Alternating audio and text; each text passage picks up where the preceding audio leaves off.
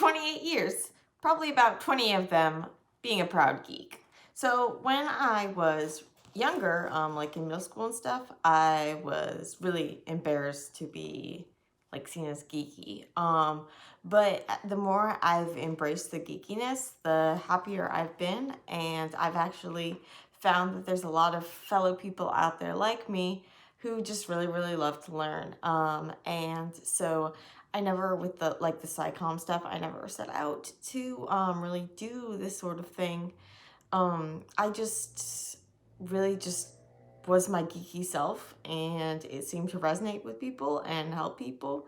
And so that's what I'm committed to, is like being authentically me. And I think that a lot of times there's a lot of pressure to not be yourself, to be more like the standards and be in with the popular kids and all of that. And so I remember times like hiding my sheets and like playing, like hiding my papers to hide the good grades, and like playing dumb for boys. But really, if people don't like you for who you are, then they're not really people you want to be hanging out with, right? And those people who might have like made fun of you when you were young were now like trusting on you to like make drugs for them or cure them of whatever, or build their next solar car. I don't know. But the basic thing is that there's like geeks behind all of the stuff that you see. So no matter where you look around you, there was like a geek helping that, like discovering the things that made it and making it and all of this stuff. So our society really relies on geeks. And so we just really need to embrace it. And so I am all about that. And that is part of my goal for this year, I guess. I don't know, forever, is to try to kind of make it cool to like to learn. And so I know that like geek sounds kind of, well, geeky.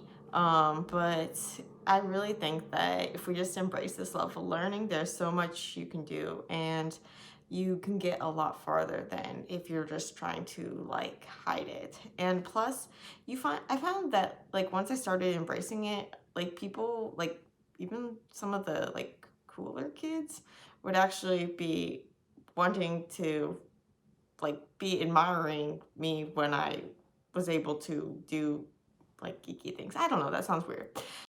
Like people do admire that sort of thing, even if you might not think so.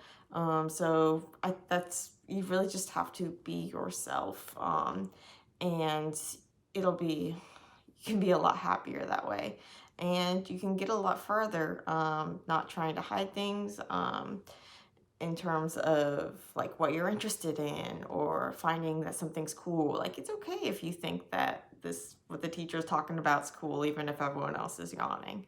It's okay. Like just embrace it. Enjoy things. Learning is getting to learn is like a huge privilege, and so I've been really, really fortunate and really, really grateful for my education, and that's why like I do everything. Well, it's not just why, but I really like helping people learn, but I really, really like helping pay it forward for everybody who's helped me learn. And so I'm fine if I never win a Nobel Prize or anything. I really want that publicity anyway. But I feel like if I could teach people, if I could teach students, if I could teach the next generation, show them how to do things in the lab, get them going, maybe one of them will win a Nobel Prize. And I would be way happier if that happened than if I won a Nobel Prize personally. But yeah, so this was a long rambly way of saying, go Geeks and embrace it. And yes, I did spend part of my birthday reading organic chemistry textbooks and watching OChem videos on YouTube, because there's just like so much content out there to learn, and there's so many fellow geeks. Like that's another thing that I've realized doing all of this, is how many people, like I always thought I was just alone in geekdom, but there's so many people like us out there. And what's really great is that people can be geeky about different things. And so there are some topics that I don't find, like, I find it interesting, like, I find the answers interesting and that sort of thing, but I would never want to devote years of my life to answering that sort of problem.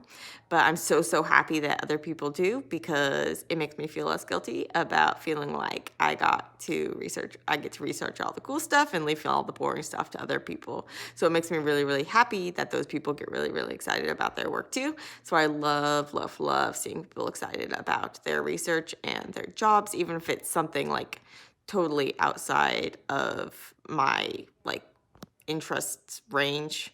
I really love seeing people enthusiastic, and I think that people like seeing that too. I think that that's one of the ways that you can best communicate your science and that sort of thing is by being authentically excited about it. Like, I think it's okay to think that the things that you're finding are really, really awesome. But also remember that other people might not think that those things are really, really awesome. Like, so there's sometimes when I'm listening to someone talk about their research and I'm like, how do you think this is really, really interesting?